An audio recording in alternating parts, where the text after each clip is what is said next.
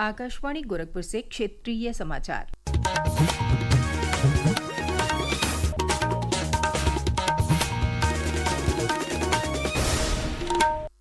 नमस्कार, समाचार बुलेटिन के साथ मैं सुकीर्ति अस्थाना। प्रदेश के मुख्यमंत्री योगी आदित्यनाथ ने आज अयोध्या धाम से एक पेड़ मां के नाम अभियान के दूसरे चरण के तहत वृहद पौधरोपण महाअभियान की शुरुआत की। मुख्यमंत्री ने एक सोशल मीडिया पोस्ट के जरिए प्रदेशवासियों से इस अभियान का हिस्सा बनने की अपील की। उन्होंने कहा कि लोग अपने अपने घरों में एक एक पौधा लगाकर धरती माता और खुद की मां के प्रति कृतज्ञता ज्ञापित करें। इससे पहले अयोध्या धाम में पौधरोपण के बाद जनसभा को संबोधित करते हुए मुख्यमंत्री ने पर्यावरण संरक्षण की महत्ता को रेखांकित किया। उन्होंने कहा कि तकनीक का बेहतर उपयोग करते हुए एक नियोजित और वैज्ञानिक प्रयास के माध्यम से हम पर्यावरण की भी रक्षा कर सकते हैं और मानवता के उज्जवल भविष्य का मार्ग भी प्रशस्त कर सकते हैं। दोनों में संतुलन बना करके जब हम चलेंगे तो उसके परिणाम सामने आएंगे। और आज से 8 वर्ष पहले इसी भाव के साथ हम लोगों ने उत्तर प्रदेश में वृक्षारोपण महाअभियान के इस कार्यक्रम का शुभारंभ किया था। मुख्यमंत्री ने आजमगढ़ जिले में भी एक पेड़ मां के नाम अभियान के दूसरे चरण के तहत आयोजित कार्यक्रम में हिस्सा लिया और पौधरोपण भी किया। मुख्यमंत्री आज ही शाम गोरखपुर पहुंचे। उन्होंने गुरु गोरक्षनाथ की पूजा अर्चना करने के बाद गोरखपुर में पौधरोपण महाअभियान में हिस्सा लिया और जनसभा को संबोधित किया। प्रदेश के अन्य जिलों में भी मंत्रीगण, जनप्रतिनिधि और अन्य गणमान्य लोगों ने पौधरोपण करके पर्यावरण संरक्षण का संदेश दिया। आकाशवाणी गोरखपुर परिसर में भी अभियान के तहत आज अधिकारियों और कर्मचारियों द्वारा पौधरोपण किया गया। इस अवसर पर आकाशवाणी गोरखपुर के निदेशक राहुल सिंह और समाचार संपादक प्रेमचंद्र गुप्ता की अगुवाई में विभिन्न प्रकार के पौधे लगाए गए। सावन माह में वाराणसी में काशी विश्वनाथ धाम आने वाले श्रद्धालुओं की सुविधा के लिए व्यापक इंतजाम किए जा रहे हैं। श्रद्धालुओं के व्यवस्थित दर्शन पूजन के लिए काशी विश्वनाथ धाम में प्रवेश के लिए 5 रास्तों की व्यवस्था की गई है। हमारे प्रतिनिधि ने बताया कि श्रद्धालुओं के लिए कुल 5 स्थानों पर चिकित्सकीय टीम तैनात की जाएगी।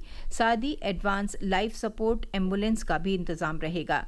वाराणसी के पुलिस आयुक्त मोहित अग्रवाल ने बताया कि धाम आने वाले कांवड़ यात्रियों के लिए रास्ते में पड़ने वाली पुलिस चौकियों पर भी विशेष इंतजाम किए गए हैं। इन चौकियों पर फर्स्ट एड की भी व्यवस्था रहेगी। गंगा नदी के बढ़ते जलस्तर को देखते हुए श्रद्धालुओं की सुविधा के लिए व्यापक इंतजाम किए गए हैं।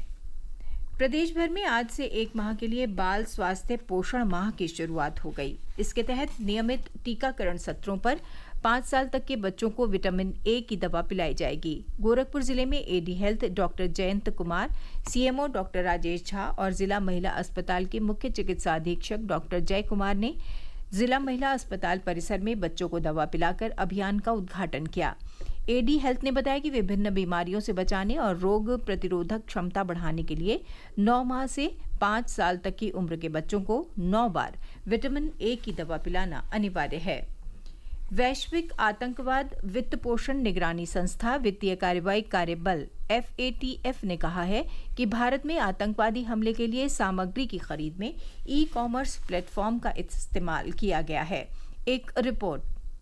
जम्मू कश्मीर के पुलवामा और उत्तर प्रदेश के गोरखनाथ मंदिर में हुए आतंकवादी हमलों के सिलसिले में यह बात सामने आई। FATF ने आतंकवादी वित्त पोषण जोखिमों पर एक व्यापक रिपोर्ट में कहा कि सोशल मीडिया, मैसेजिंग एप्लीकेशन और क्राउड फंडिंग साइट जैसे डिजिटल प्लेटफॉर्म का दुरुपयोग आतंकी गतिविधियों के लिए वित्तीय सहायता मुहैया कराने में हो रहा है। इस साल जून में वित्तीय कार्रवाई कार्यबल ने पहलगाम आतंकी हमले की निंदा करते हुए कहा था कि यह हमला बिना वित्तीय मदद के नहीं हो सकता। दीपेंद्र और आनंद की रिपोर्ट के साथ समाचार कक्ष से जया भारती।